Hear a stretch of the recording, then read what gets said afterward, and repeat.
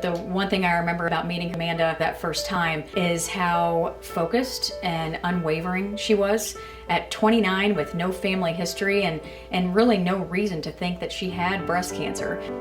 I went in Monday morning, met Dr. Schwartz. She was actually there waiting for me and my husband when we walked in. The next day after that, I had an MRI. Everything was going very fast.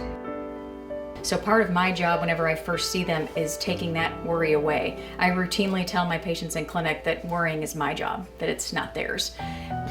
Actually, it kind of got a little better when I went to talk to Dr. Schwartz because I really didn't know what my options were.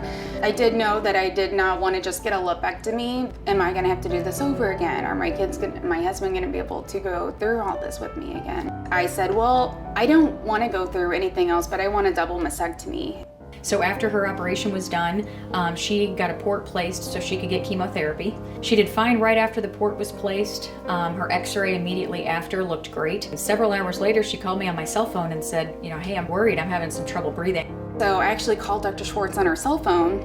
She's like, well, I'm at home. I'll go back to the hospital and double check all your imaging. Maybe there was something I missed. So she goes back to the hospital. It's like at 9 o'clock at night. No, I just came back in and made sure I wasn't missing anything on her x-ray. That was more just to make sure that she really was okay.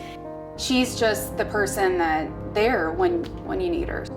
I think empowering a patient is the best thing that we can do for them right off the bat. Without them being part of the decision-making process, I don't know that they really understand what's going on with their breast cancer diagnosis. It gives them a chance to know what they need for their specific disease. And once you go to SLUCare, everyone just kind of gets to know you. Everybody cares because they know what you're going through. About a week or two after I was done with chemo, I felt like I was getting back to life again.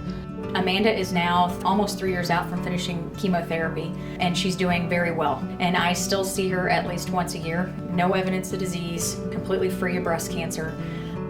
She's doing great.